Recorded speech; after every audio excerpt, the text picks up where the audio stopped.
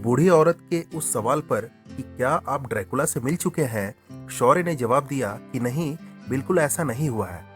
उनके साथ मेरा पिछला सारा संवाद पत्रों के माध्यम से था।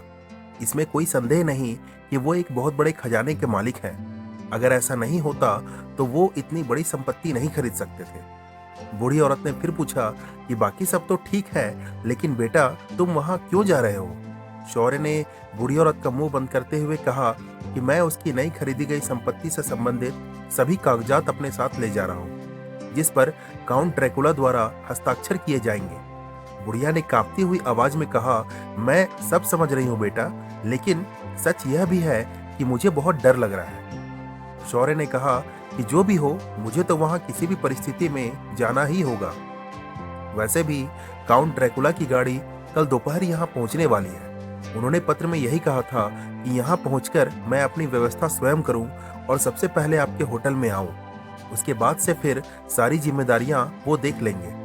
यह सुनकर बुढ़िया ने आह भरी और फिर वह कमरे से बाहर चली गई। शौर्य पहले से ही बहुत थका हुआ था, तो ऐसी डरावनी बातों के बारे में चिंता करने की उसकी शारीरिक शक्ति नहीं थी।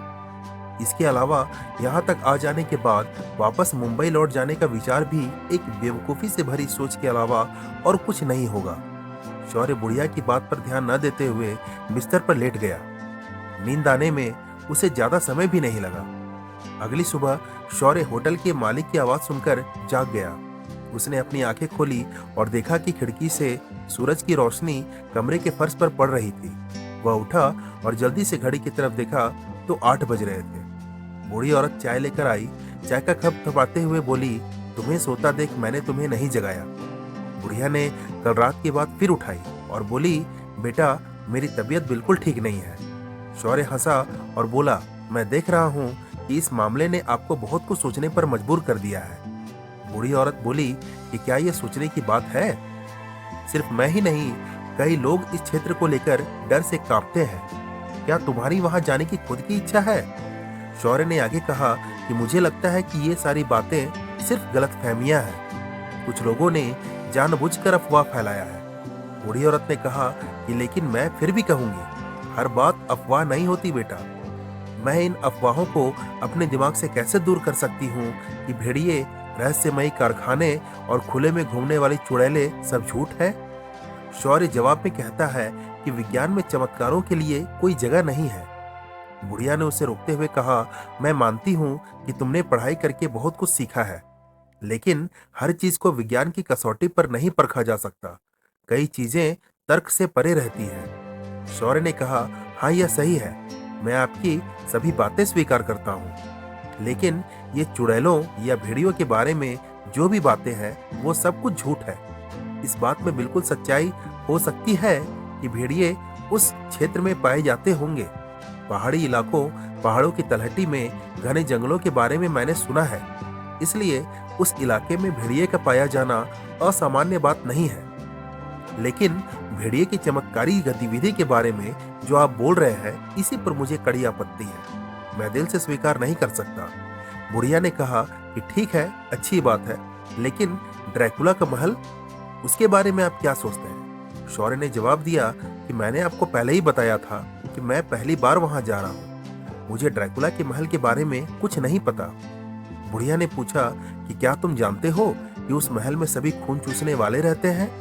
शौर्य अपनी असहमति जताते हुए कहता है कि मैं इस संबंध में आपसे सहमत नहीं हूँ। पूरे मुंबई में खून चूसने की कई मनोरंजक कहानियों की अफवाहें चारों ओर घूमती रहती है, लेकिन आज तक मुझे उनके बारे में थोड़ी सी भी विश्वसनीय जानकारी नहीं मिल पाई है। अंततः बुढ़िया ने अपने गले से ओम का हार निकाला और शौर्य को देते हुए कहा कि जब तुमने जाने का फैसला कर ही लिया है तो इसे अपने गले पर डाल लेना।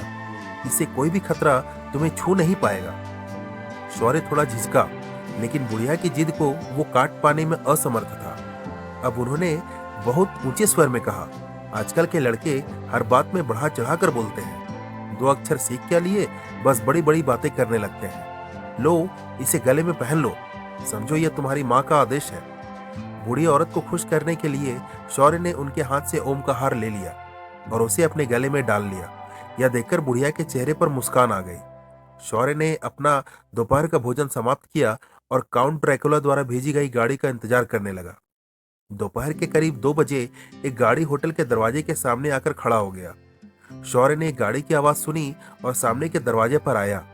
एक लंबा अधेड़ उम्र का एक आदमी बाहर से निकला गाड़ी से और शौर्य को सलाम किया और कहा, काउंट ड्रैकुला ने गाड़ी भेजी है। मुझे आशा है कि मैं शौर्य जी से बात कर रहा हूँ। शौर्य ने अपनी सहमति जताई। उस कुचवान ने एक काला कोट पहना हुआ था जो उसके पैरों तक लटका हुआ था और उसके सिर पर कंबल से बनी एक सपाट टोपी थी। टोपी को सिर पर इस तरह से रखा जाता है कि चेहरा लगभग दिखाई नहीं देता। कोचवान ने कहा, सर आपकी चीजें कहाँ हैं? आइए बिना देर किए मैं इसे ले आता हूँ। कुछ ही देर में शौर्य होटल के मालिक और उनकी पत्नी को अलविदा कहकर गाड़ी में बैठ गया। जैसे ही कोचमैन ने संकेत दिया, तेज घोड़े गाड़ी खींच ली और पहाड़ों की ओर तेजी से भागे। थोड़ी देर बाद गाड़ी गहरे जंगल में प्रवेश कर गई। दोनों तरफ पेड़ों की कतारें खड़ी थी। संकरी सड़क जंगल के बीच से आगे बढ़ रही थी। इस बीच विदा होता सूरज ऊंचे पेड़ों की चोटी पर अपनी आखिरी चमक बिखेर रहा था और उसकी तैयारी भी कर रहा था। रात का अंधेरा आ गया। पर्वत और उनकी तलहटी जमे हुए अंधेरे में डूब गए थे। गाड़ी के पहिए अंधेरे को चीरते हुए आगे बढ़ रहे थे। कभी कभी कुछ छोटे जानवरों की आवाजें रात के सन्नाटे को तोड़ देती थी। अचानक पहाड़ के किनारे से एक भेड़िए की बहुत ही भयानक दहाड़ सुनाई दी, जिससे शौर्य बहुत डर गया। उसने बिना सोचे समझे तुरंत हार को अपनी शर्ट के नीचे सरका दिया। एक क्षण के लिए खिड़की से बाहर देखा और साथ ही इस समय अचानक से होटल की बुढ़िया की बातें और भी अधिक याद आने लगी। हाथ में चाबुक लेकर बैठा कोचवान बिल्कुल शांत था। शौर्य तो कल से ही लंबे समय तक भेड़ियों के रहस्यमयी मौत, चुड़ैलों और खून चूसने वालों के विश्वास न होने वाली कहानियां ही सुन रहा था। तो दोस्तों, शौर्य प्रताप सिंह का काउंट ड्रैकुला से भेंट हो पाता है या नहीं, क्या बुढ़िया की बात में कोई सच्चाई नजर आएगी, ये हम लोग देखेंगे इस कहानी के अगले भाग में। तब तक के लिए धन्यवाद। कहानी अगर पसंद आई हो तो वीडियो को लाइक और चैनल को सब्सक्राइब करना बिल्कुल ना भूलें।